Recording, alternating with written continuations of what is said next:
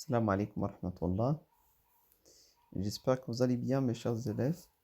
On continue toujours notre dernier chapitre du programme du semestre 2, l'hérédité humaine. Ce chapitre constitue une introduction à la génétique en général et à la génétique humaine en particulier.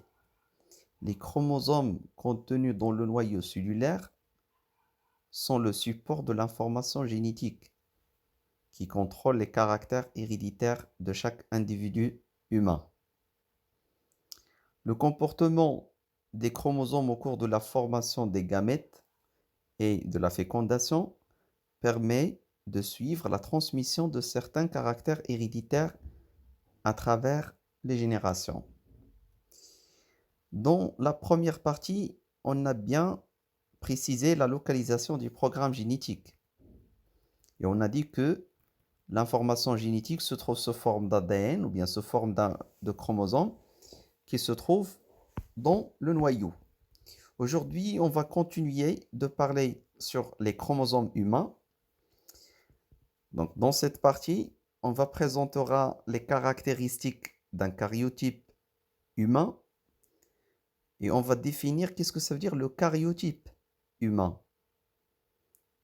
C'est-à-dire l'ensemble ou bien un nombre de chromosomes. Leur répartition en paires de chromosomes homologues. La différence entre les chromosomes sexuels et les chromosomes non sexuels. Et enfin, on présentera de façon simple la notion de gène comme portion de chromosomes contrôlant les caractères héréditaires spécifiques de chaque individu. Donc, on va essayer d'écrire maintenant et de passer au titre 2, grand 2.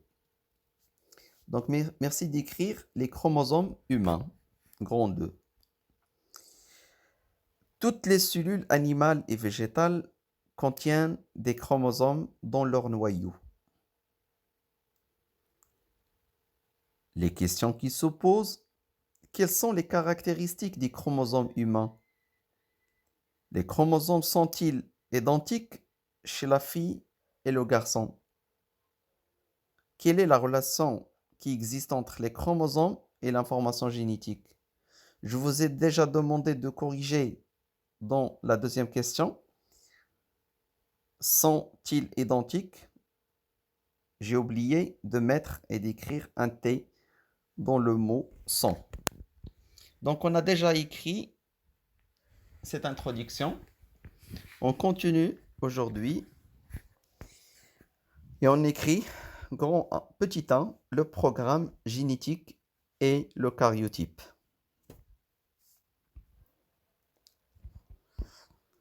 Dans le noyau de la cellule, le programme génétique est porté par les chromosomes qui constituent le karyotype de la cellule. Donc, qu'est-ce que ça veut dire le karyotype? Chez l'homme et chez la femme, le karyotype comporte 46 chromosomes répartis en 23 paires de chromosomes homologues. Lorsqu'on dit des chromosomes homologues, ça veut dire qui ont des formes et de détails qui se ressemblent ou bien qui sont proches. Donc la figure que vous avez dans le document 8 de la page 141 représente tous les chromosomes d'un être humain. Donc merci de coller ce document. Comme vous voyez, ces chromosomes, on a le karyotype de l'homme et le karyotype de la femme. Donc chez l'homme et chez la femme, le nombre de chromosomes est le même. Comme titre de la figure, vous écrivez le karyotype de l'homme avec H majuscule qui représente la femme et l'homme. Donc ces chromosomes sont placés selon c'est-à-dire dans un ordre selon la taille. Et ils sont numérotés en paires de 1 jusqu'à 22. Et dans un cercle ici, vous avez le paire de chromosomes numéro 23 qui représente un paire de chromosomes sexuels. Ça veut dire responsable à la détermination du sexe. Ici, comme vous voyez, vous avez ici, chez l'homme, deux paires de chromosomes X, Y. Et ici, vous avez deux X, XX.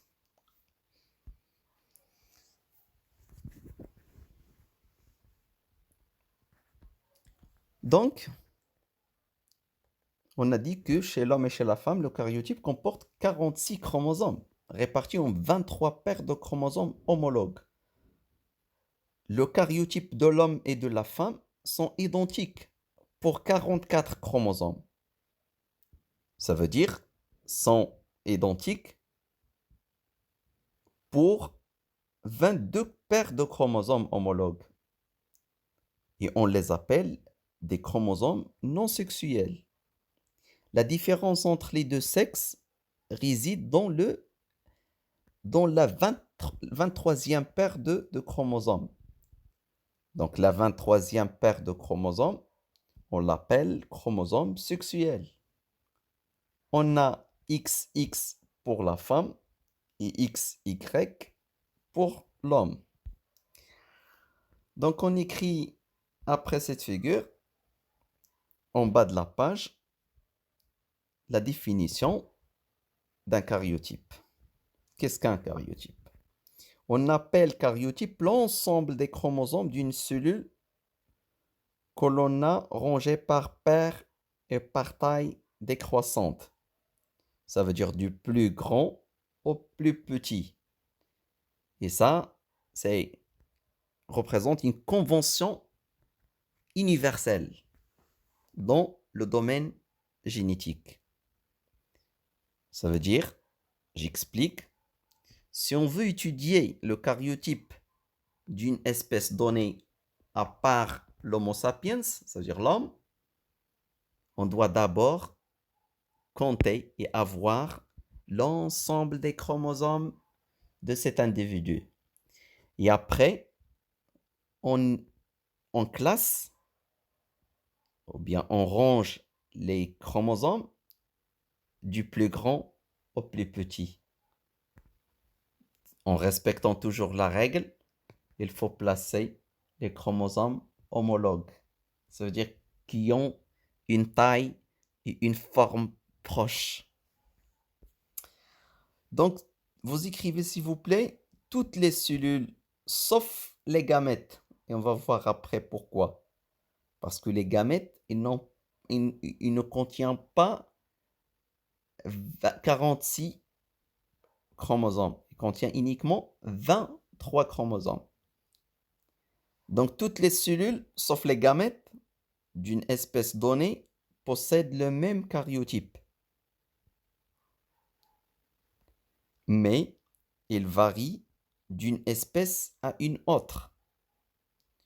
Ça veut dire, l'espèce humaine, elle a 23 paires de chromosomes.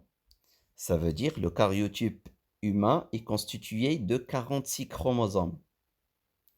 Mais le karyotype humain, il est propre à l'espèce humaine. Si on a pris par exemple d'autres espèces, on ne va pas avoir le même nombre de chromosomes. Toutes les cellules, sauf les gamètes d'un même individu, possèdent le même nombre de chromosomes et donc le même programme génétique. Et on écrit comme remarque, chez l'homme, il existe 23 paires de chromosomes. Ces 23 paires de chromosomes sont réparties comme suit. 22 paires de chromosomes homologues, deux chromosomes qui ont la même taille et la même forme. Et une paire de chromosomes sexuels ce sont eux qui déterminent le sexe de l'individu. Ça veut dire responsable à la détermination du sexe, soit mâle, soit femelle. Les chromosomes sexuels, ça veut dire la 23e paire de chromosomes, d'une femme sont les chromosomes XX. Ça veut dire tout simplement ils sont identiques, proches, de même taille et de même forme. Et ceux d'un homme sont XY. Pourquoi XY? Parce que l'un des deux chromosomes, il est un peu grand, l'autre, il est très petit. C'est pour ça qu'on a utilisé deux lettres différentes, X et Y. Et on passe au titre de le gène porteur de l'information génétique. On va parler maintenant d'une notion du gène.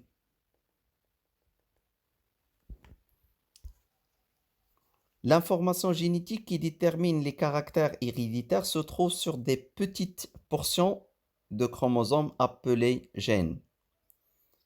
Ça veut dire des parties sur le chromosome appelées gènes. Chaque gène occupe une place bien déterminée sur les chromosomes.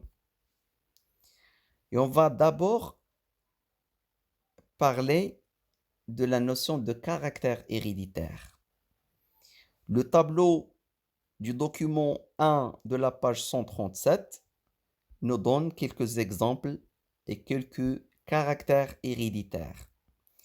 On a des caractères héréditaires spécifiques humains, c'est-à-dire communs à l'espèce humaine, et d'autres qui sont propres à chaque personne ou bien à chaque individu. À titre d'exemple, les caractères communs, on a tous une bouche et deux yeux et un nez, deux oreilles, quatre membres, deux supérieurs et deux inférieurs, et 5 doigts dans chaque main et chaque pied. Donc ces caractères sont communs pour tous les individus de l'espèce humaine. Mais par contre, on a quand même des caractères qui sont propres à chacun de nous. Par exemple, la taille est un caractère propre de chacun de nous. Chacun a sa propre taille. La forme du nez, la forme du visage, la couleur des yeux, la couleur des cheveux, le groupe sanguin, ce sont des caractères héréditaires. C'est-à-dire qui proviennent des parents de l'individu. Donc, merci d'écrire le titre de ce tableau avec le numéro de la figure, quelques caractères héréditaires de l'homme. Et si vous avez des questions, vous pouvez les poser toujours, s'il vous plaît. Les chromosomes portent les gènes, unités de l'information génétique, qui permettent chacune l'expression d'un caractère héréditaire. Donc, ce que vous devez comprendre et savoir, c'est que chaque caractère héréditaire, il a une relation avec un gène. Ça veut dire une portion, une partie sur un chromosome donné des 46 chromosomes. Donc, tous les chromosomes contiennent des portions, des parties. Chaque partie est appelée gène. Chaque gène, il est responsable à un caractère donné. Lorsqu'on dit caractère, صفة أو مظهر خارجي لدى الكائن الحي. إذن كل صفة عند الإنسان إلا ولها موقع محدد على صبغي من الصبغيات 46 يكون مسؤولا عن هذه الصفة. Et vous écrivez remarque, chaque chromosome comporte un certain nombre de gènes. L'ensemble des gènes portés par tous les chromosomes d'une cellule constituent le génome, c'est-à-dire l'ensemble de l'information génétique de la cellule. Et on écrit la définition de gène.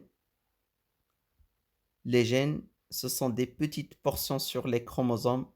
Chaque gène occupe une place déterminée sur les chromosomes qui détermine un caractère héréditaire. Et on passe au titre 3, les chromosomes et la transmission du programme génétique. Dans cette partie, on va essayer de mieux comprendre comment se fait la détermination du sexe et la formation de la cellule œuf. Les gènes sont portés par les chromosomes.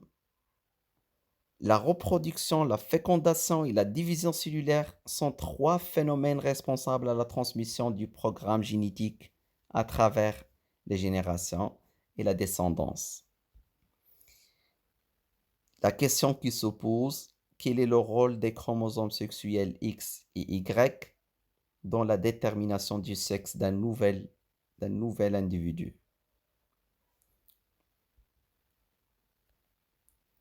Petit 1, rôle de la division cellulaire et de la formation des gamètes. Maintenant, chaque cellule se divise. Et chaque cellule contient dans son noyau le programme génétique sous forme de chromosomes.